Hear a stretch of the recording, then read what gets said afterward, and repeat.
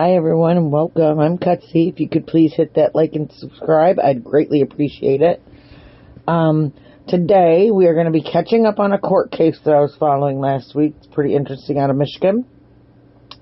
And we will also be doing some autism-inspired nails because it is Autism Acceptance, Autism Awareness Month, whatever you want to call it.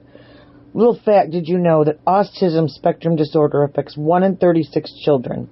Boys are nearly 5 times more likely than girls to be diagnosed with ASD.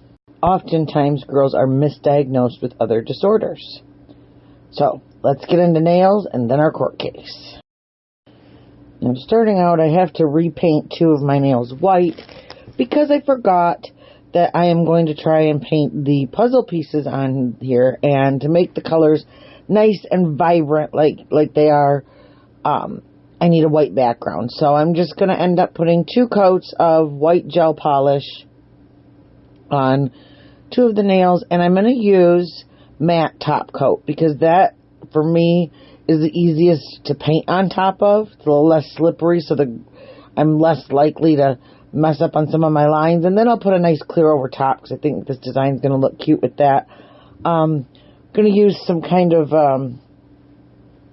pop art look for a couple nails, and then I'm going to take the other ones and I'm going to encapsulate these really cute little puzzle pieces that I got at the craft store, little glitter puzzle pieces, and I'm going to show you how to do that. I'm going to be using the base gel that comes with this gelish polish that I like, but show you that you can really give it, do nice encapsulations with this, just like you would be able to regular gel or acrylic. Now, again, these nails are not going to have the strength that acrylic would or that even hard gel would, but still going to be pretty strong, and it gives you that nice crystal clear look.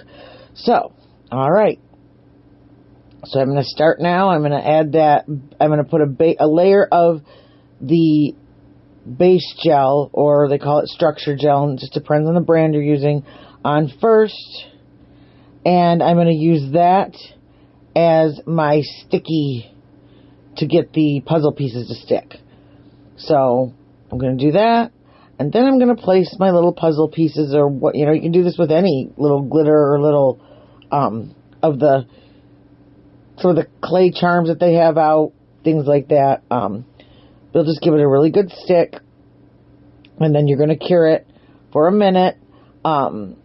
Try to make sure that you kind of lay these flat and you really you'll see I'm kind of tapping them with after I put them on, not just even to put them where they need to be, but also just to tap them down to make sure there's no bubbles underneath them or anything, that it's just that base gel and the piece of glitter. So, alright. So as we do these nails, I'm going to be talking about this court case that we have, that it's actually a retrial that just started in Michigan. Okay, so a little recap of the last video. This trial is Michigan versus Linda Stermer for the red rum of her husband, Todd Stermer, back in 2007. Now, she was taken to trial. She was convicted of red rum and sentenced to life in prison. Again, she ended up getting a new trial because the prosecution, or her defense attorney, the defense attorney, never brought in an expert fire investigator to testify on her behalf, and so they decided that she had inefficient counsel, and now, 18 years later, have given her a new shot at this. So I remember this case back in the day, and kind of forgot about it. Watched an episode of Crime Scene Confidential, about 3 years ago, and it was when they were just starting for that whole appeals process to get her a new trial. So, day 1 of the trial, which is actually day 2, because day 1 was technically them getting all of the jury picked and everything like that. So day 2, we'll call it, is when opening statements started. Defense's basic theory was that this is just a bad accident, followed by many more accidents on a horrible day. No word of any arguments, divorce, anything. Todd wasn't feeling well, and that's why he was laying down. That's what they've said. And they enjoyed oil lamps and candles, had them lit and left burning often around the house. No mention of this being on purpose or that he was under the influence of anything at the time. Prosecution painted a much different picture of a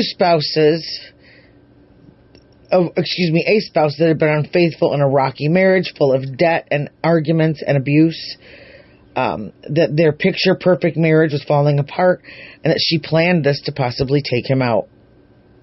The very first witnesses that showed up on the stand were the first responders from the sheriff's department and the coroner and the ME that responded to the scene. They also spoke to some friends and neighbors that arrived shortly after smoke was visible.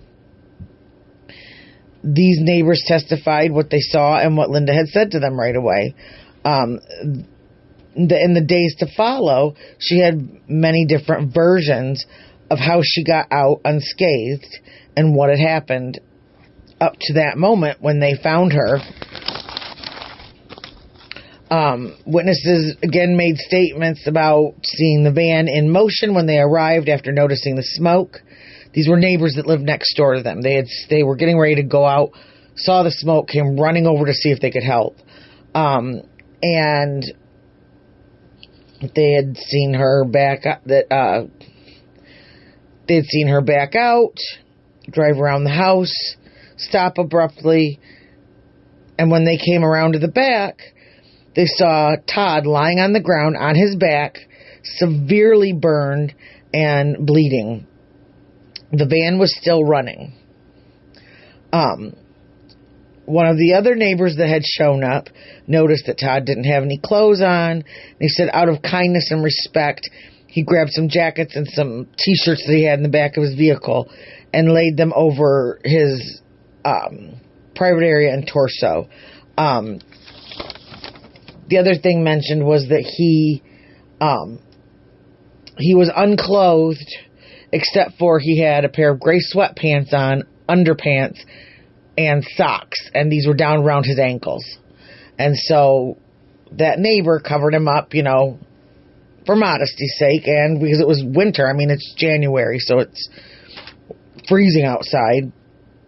It had been a nice morning, but at this time it was starting to kind of drizzle and rain, and it turned over to snow. So that's kind of cold and yucky.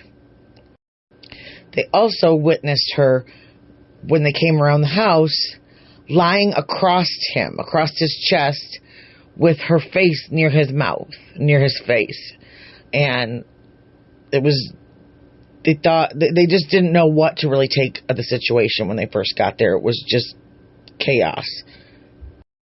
They played the 911 tape from the one neighbor, because when they got there, she was just screaming and yelling for them to call 911, just crying and screaming, hysterical.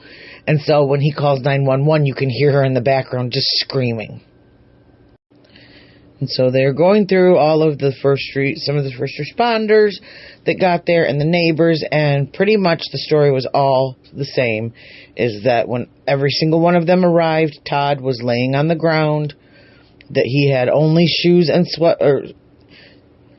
socks and sweatpants and underwear around his ankles, that someone had thrown some clothing items over him, and that he was in such bad shape, his skin, he was so badly burned that they had to put him in like a sled, like one of those plastic sleds, to be able to move him, because he was laying near either a fuel oil tank or a propane tank, those big hog tanks that sit out in people's backyards. And they wanted to make sure that they got him further away from the fire. So then the next day starts, and now something that I noticed that was really, I've never seen this before, but after each witness got done testifying, and, the prosecution had their chance, defense, they each got to come back with rebuttal questions, yada yada, the judge turned to the jury and asked them if they had any questions on that witness's testimony for that witness. And the jurors were allowed at that very moment to write down any questions that they had They submitted them to the judge. Prosecution and defense did a sidebar with the judge. They looked them over. They agreed on which questions were appropriate, which were not appropriate. They objected to. And then the judge would ask these questions, follow-up questions. And the witness is allowed to answer them. And then afterwards, the prosecution and defense got, from what it looked like to me throughout this trial so far, is as many times as they wanted to go back and forth and rebut the answers of the witness back and forth. In fact, there's one later on in this case that they go back and forth about 5 or 6 times for rebuttal after the question was asked by a juror, and it was just craziness. Now, in the middle of the day, right before lunch, they brought in someone that the sheriff's department brought her in. Her name was Connie Calhoun, and apparently she had been subpoenaed by the prosecution and defense, because she was one of the neighbors that came over, that lived next to them and came over that morning or that afternoon. And she was subpoenaed and she never responded. And when, I can't remember if she never responded to them, but what she ended up doing was going on Facebook Messenger and messaging someone on the defense team to ask them if she was needed and how Linda was doing. And so this was immediately brought to the attention of the judge, and she was acting very, very weird. And so her excuse was she had no transportation and no job, and she had a lot of issues going on in her own life at the moment, and was just not able to deal with this and to come into court. And she was not aware that they needed her. So the judge was a little leery about this girl possibly being under the influence, and was worried that she wasn't going to show up again for the testimony. They wanted her to testify 2 days later. And so she held her over for contempt of court and had her take a drug screen.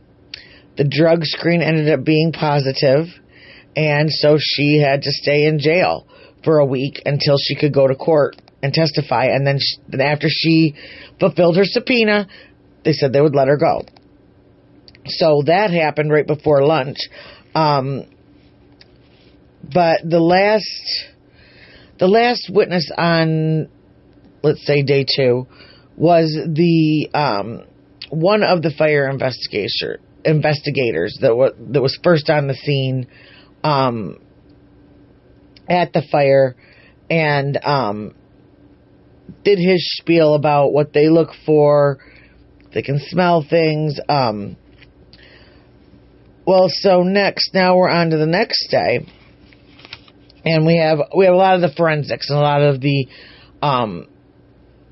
experts' testimony. And so I'm going to kind of highlight certain things because I don't want to bore you to death with they testified for a really long time. So I'm going to try and kind of shorten it up and get it together and get the gist of what we need and the facts that we need out of all of the science stuff that a lot of us don't understand and don't really want to understand. So David Hayhurst was the forensic investigator, I believe, for Van Buren County that processed the van. Because, again, we said the van was just sitting out there. There had been witness testimony from several of the police department and neighbors that came over that they saw tire tracks, and these tire tracks led from the front of the house. They led from the van all the way back across to where Todd's body was lying, all the way back up the hill on the side of the house towards where the driveway was. And upon getting there, several people noticed red stains on the front bumper of this van. So they took the van, they processed it. He testified that the blood stains were more prominent on the front of the van. They were still visible, though, the length of the van and all the way to the back corner. So if you were to walk in the front of the van facing where the headlights are, you would have seen on the driver's side bumper and that bottom, like, skirt, like, valance thing that hangs down that you rip off when you pull into one of those really steep parking lots, that all had red staining on it. The red stain went all along the side of the van and all along to the back tire of the van and the back bumper. All the way along to where the spare tire was also. And that was, the spare tire is located on the undercarriage of the van, kind of from center to the driver's side, like in that area, in the very back, in between the two back wheels. And he then took samples of all of those stains from all the way from the front of the van all the way across the back. I mean, and there was stains on the undercarriage, on the frame, on the gearbox, on the spare tire, on insides of both driver's side front and rear tires, inside of the running board that went along the side of this van. The stains also indicated that the van was only driven forward and not backed up towards the victim. Next up was the expert witness, Ann Hunt. She's a retired forensic scientist from Michigan State Police. And she analyzed the DNA that they found on the van. And what do you know? The DNA results were a match to Todd Stermer. Now, something I have noticed of all of these witnesses so far is that defense has asked, what caused the fire? And all of them said, I don't know, because that's not their area of expertise. I don't know what caused this fire. And so I'm just wondering, that just one of those little things that I'm noticing, that there's got to be an angle to this. The next witness that came up, his name was Troy Ernst. He was a forensic scientist for Michigan State Police and for the Grand Rapids Forensic Laboratory. He is an expert in trace evidence analysis. And he tested Todd's gray sweatpants, a red gas can, sweater, pants, and socks. These were from Linda that she was wearing that day. A tan coat, a red sweatshirt, shirt and towels, a brown shirt, a metal paint, evidence that was inside of a metal paint can, and two small paint cans, which these were, the two small paint cans contained the rolled up socks, and I can't remember what the other two paint cans, I believe a shirt, each contained, I think, a shirt. And he used something called a gas chromatograph. It's basically an electric nose. And so those things, they pick out what scents and what the makeup, the chemical makeup of these scents are. And then it's analyzed in a machine. Now, something I did notice also is that each time they pass, they have to show the expert the evidence and make sure that their name and their signature and their number is on it, so that it was their evidence that they're now analyzing and talking to the jury. And I noticed that when the bag with the gas can in it, because the gas can is a huge point of contention in all of this, the gas can that was left out in the front yard. And he kind of messed with the bag a little bit, and it made me wonder if he was trying to set the scene for this being tampered with or something like that. But anyway, so out of those items, what tested positive for gasoline were the gray sweatpants, the gas can, the underwear, left and right sock, and one of the shirts. Negative for gas can were the sweater, pants, and socks that were Linda's, tan coat, red shirt, blue shirt and white towel, and a brown shirt. And they were asked about this. The test does differentiate between types of fuel. Examples like lamp oil versus gasoline, fuel oil, etc. They show up with different chemical compounds. So the next question was transfer possible? And the expert said, only if they were packaged together. Yes, transfer would be possible. Now, a little random fact is that this defense lawyer, I kid you not, has the biggest legal pad I've ever seen in my life. He already got asked to put it away. It's like 3 feet long by like 2 feet wide. It's huge. And it's cracking me up. But they asked him to put it away because it was kind of distracting to everybody. So that was the end of that day. The trial is expected to last around 2 weeks. So Tuesday and Wednesday of last week was jury selection, but they really seem to kind of be flying through witnesses. I'm iffy on 2 weeks, but we'll see. Maybe 3, but we'll see. The next day started out with Tom Makiowski, deputy sheriff. He was called to come to the scene of the fire when he is called to come to the scene of the fire when someone is deceased, and he got there around 5 p.m.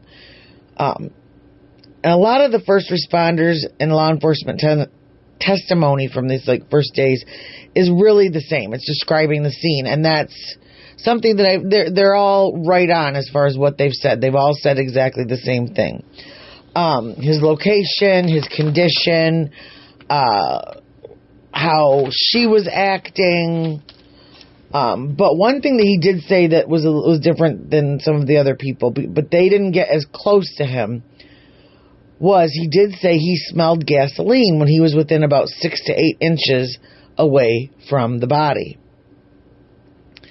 Now, something else I noticed is prosecution keeps asking witnesses if they got stuck in the driveway, if they saw anyone else stuck. So that's going to be something that we need to remember.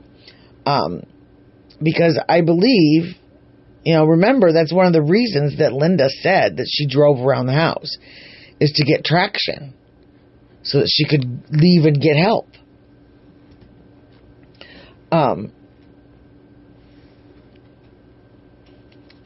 And they found that, and he decided that, but he stated that there was one clear set of tracks leading from the back of the van through the patch of grass where Todd was originally laying, and no signs of the van getting stuck. So no ruts, no skid areas, nothing. The van was still running when he got there, and it had a person inside of it. And he noticed red stains on the underskirt and bumper on the driver's side.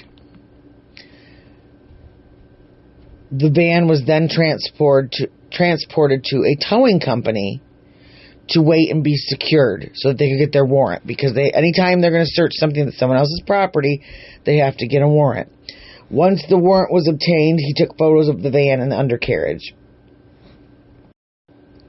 He noted that red stains were not only on the bumper, but inside of the tire, along the undercarriage and frame, rear axle, spare tire, and running board.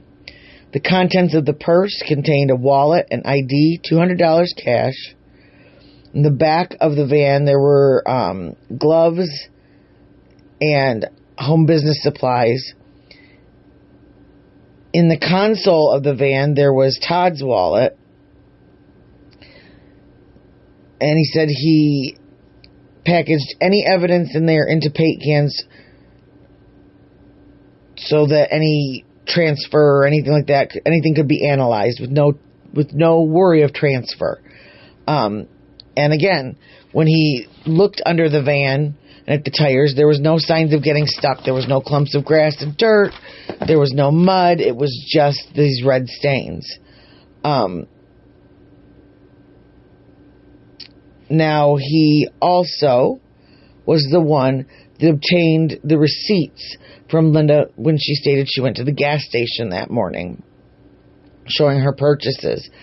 Unfortunately, the cameras were not working at the time that she went to the Marathon gas station. Of course they weren't, right? Of course they weren't. Now, next, they start asking him about a woman named Dardina Gordon. Now, she is an important name, and she's going to pop up later, but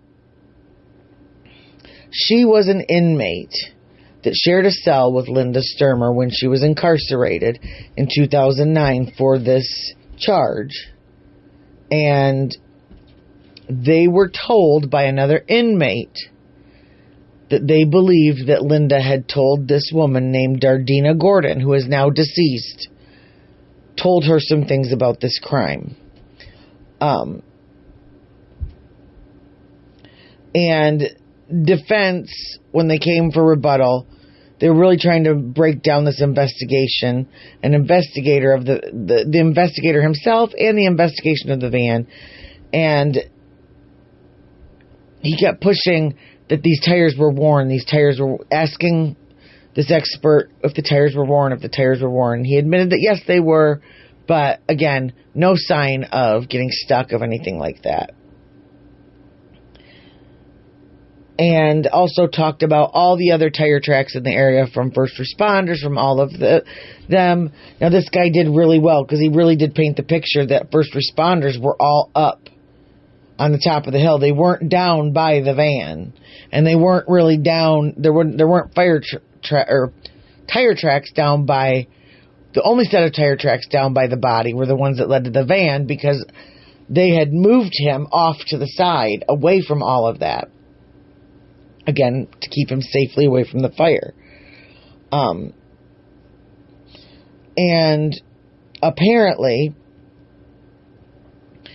there is a video of the fire that this detective was handed from a Deputy Russ that is now missing, and they don't understand where it's at.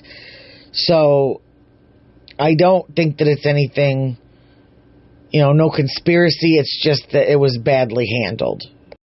But again, defense is really trying to tear this witness down and tried to open up the question if this man, he was the one that interviewed Dardina Gordon, and did he give her case information before she gave him the information that she told him.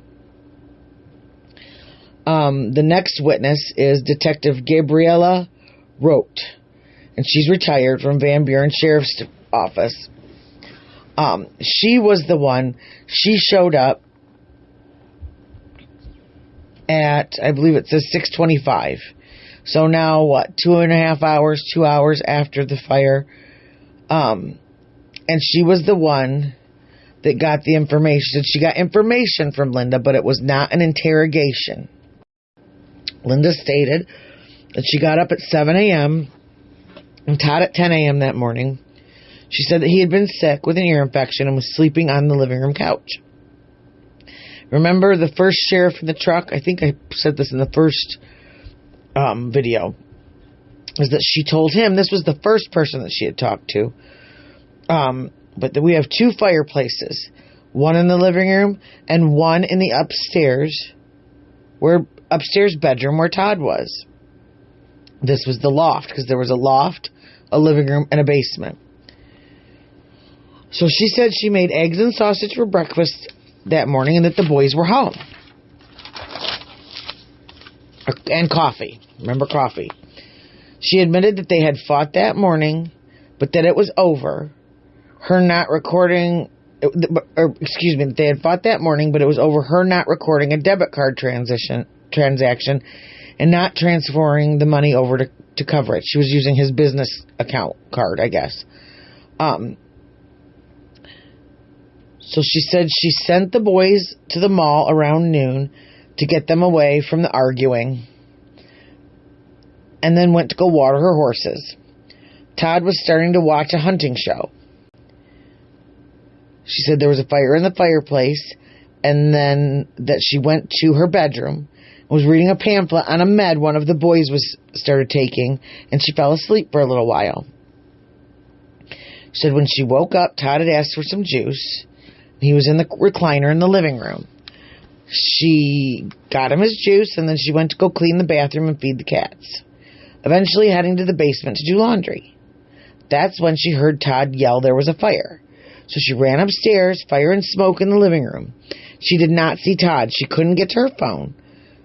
She thought to go over to the neighbors, Mike and Connie, for help. Remember Connie? And Mike is the one who, Mike Matheny, is the one who put the jackets and shirts over him, I believe. She said she got in her van in the driveway, and then she heard a boom. And then she saw Todd in the side yard, the north side of the house. She said he was on fire and trying to shed his clothing. She said she then got back in the van to turn it around, but then couldn't really remember what was happening. Okay. Maybe shock. We talked about that with the Idaho 911. Maybe it's shock. People do weird stuff when they're in shock. She said she then couldn't see him, so she drove around the north side of the house to get help. To either get help or help him. She wasn't sure at that point. Then she saw Todd in the yard, so she got out of the van and ran to him and covered him with her body. She said she was trying to keep his mouth open because he was gasping, because his face was burned. The 3 neighbors arrive. We've got Mike, Connie, and Mazzali.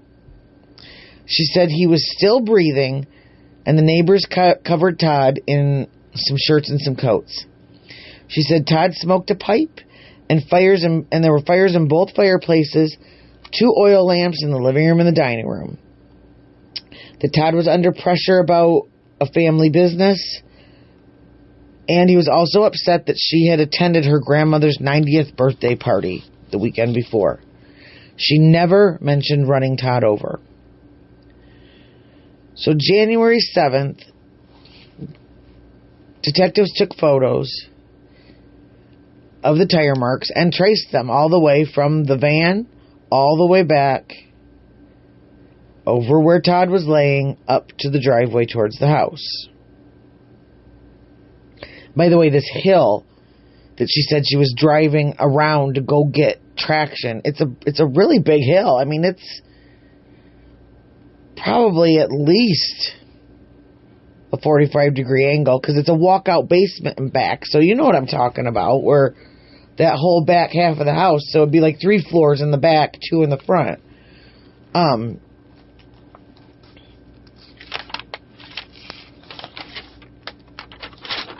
Sorry, I'm going through my notes. Now, the detective said that Linda cried on and off, but she was never hysterical. So that's another thing, is that on the phone, on the 911 call, we hear Linda get really, really hysterical. And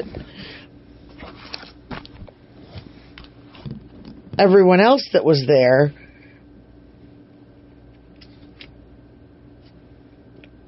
didn't really see that. They saw her crying and upset, but not to that point. But everyone did say, they did see her crying at times. They did see her, and this was this had to be traumatic. Absolutely traumatic. So, you act how you act when something bad like that happens, but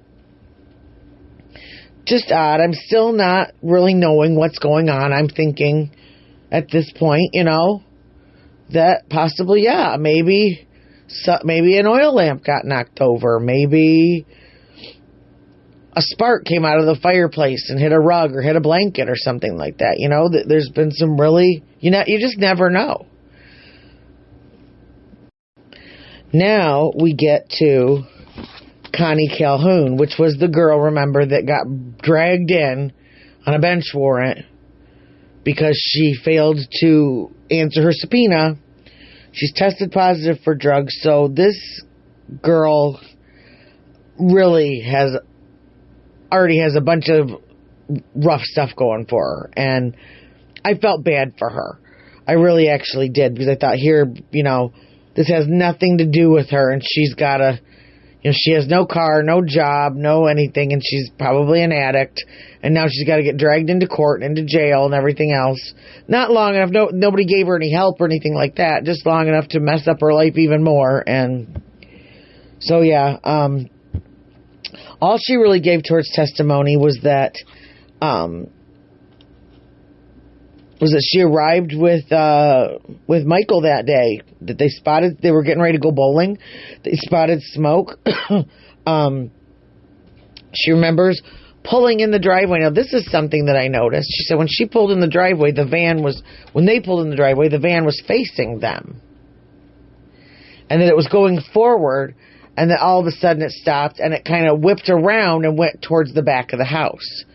So I thought that was kind of odd. But through the whole thing, she really, every time they asked her a question, said she doesn't remember, she doesn't know, that this was traumatic for her, that she blocked a lot of this out, that it's been 18 years, that she really doesn't know.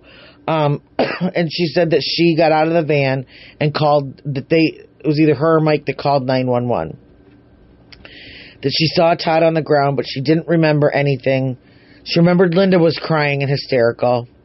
And she saw Linda laying on him.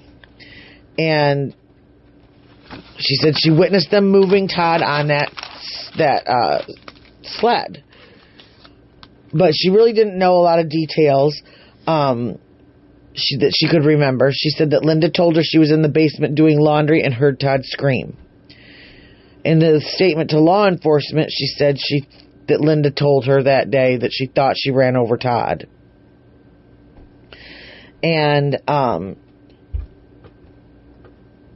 when defense asked her, even though her memory was bad, she remembered that she distinctly did not smell any gas on Todd or Linda. And that Linda was hysterical when they got there. And so, maybe those are just things that stuck in her as part of her trauma. Maybe, I always just find it odd when someone can't remember anything until it's the end and it's something, that would help in this person's defense. But again, we don't know. We weren't there. We don't know what happened. And so that that takes us to day 4. So we've got 2 more days to go over, and I'm going to do that in a second video. And, but yeah, the next 2 days get really juicy. There are some really, really salacious details that come out when the fire, it's day 4, and they finish up with the point of origin fire investigation specialist, which I'll go over a little bit of his testimony in the next video. But they also start to talk to the insurance investigator. And he is in the Crime Scene Confidential episode on Discovery Plus. And he's got a job to do. I get it. But he gets quite a bit out of Miss Linda Stermer. And a lot of it is really interesting. And after that, we get to meet some people in her life that I don't think she wanted us to know were in her life. Things that in the first trial, she absolutely said were not true. And has said that they aren't true. Things like an affair. Things like a good friend at work that is no longer a friend and why they are no longer friends. And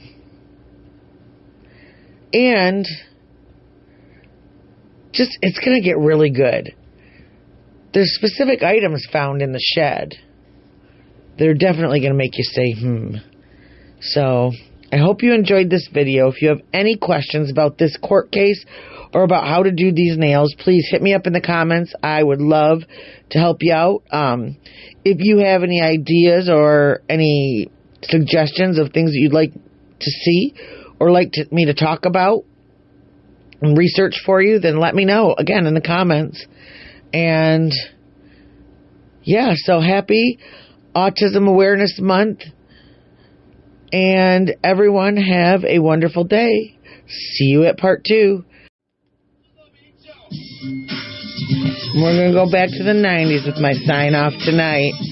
Cutsy is Audi 5000. Happy Saturday, everybody.